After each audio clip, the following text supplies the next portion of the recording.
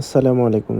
সবাই কেমন আছেন? আশা করি ভালো আছেন। যারা এইরকম মাংস রেসিপি করতে চান অবশ্যই ভিডিওটা ফলো করবেন। আজকে আমি এখানে নিয়ে নিচ্ছি হরিণের মাংস জাপানে। তো আপনারা চাইলে যেকোনো মাংস রান্না করতে পারেন। তা এখানে আমি কিভাবে আজকে মাংসটা রান্না করব আপনাদের সাথে শেয়ার করব।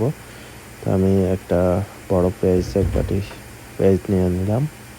আর এখানে এলাচি, দারচিনি, লং, গোলমরিচ আর হলো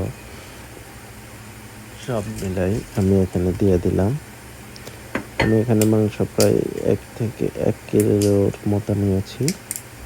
1 কিলোর থেকে একটু বেশি হবে, তো দিয়ে দিলাম এখানে কিছু আদা, 2 চামচ আদা, 2 চামচ রসুন দিয়ে দিলাম আমি। এর সাথে দিয়ে দিলাম হলুদের গুঁড়া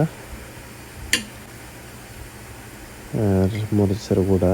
আপনি পরিমাণ মতো মরিচের গুঁড়াগুলো দিবেন অবশ্যই। আর ধনিয়া পাতা দিয়ে দিলাম 2 চামচ। তারপরে দিয়ে দিলাম আপনি জিরার গুঁড়া 2 চামচ। জিরার গুঁড়া আমার শেষ হয়ে গেছে অলরেডি। তারপরে দিয়ে দেবো আমি মাংসের মশলা। এটা আপনি গরুর মাংসের মশলা দিয়ে দিতে পারেন। আর কিছু আমি দিয়ে দিলাম গরম মশলা। গরম মশলাটা ইউজ করলে মাংসের স্বাদটা একটু ভালো আসে। এই জন্য আমি একটু গরম মশলা ইউজ করি সব সময়।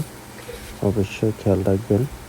ভিডিওটা আমি যেভাবে রান্না করতেছি এভাবে আপনি যে কোনো মাংস রান্না করবেন, খুবই মজাদার লাগবে, খুবই টেস্টি হবে এই রেসিপিটা। রান্নাটায় মাংস অনেকেই প্রবাসে আছেন, হয়তো রান্না করে খেতে পারেন না। অবশ্যই ভিডিওটা ফলো করবেন, সম্পূর্ণ ভিডিওটা দেখবেন কিভাবে আমি মাংসটা রান্না করি।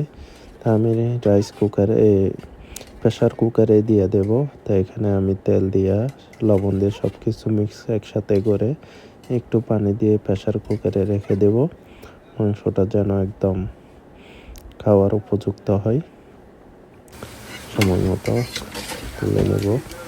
দেখে আমি সম্পূর্ণ মাংসগুলোরে ভালো করে মিক্স করে নিচ্ছি।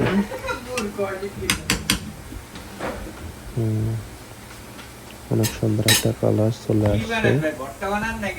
আমি তেল একটু কম ইউজ করছি, কারণ তেল এমনিতে হরিণের মাংসতে তেল হয় না, একদমই হয় না।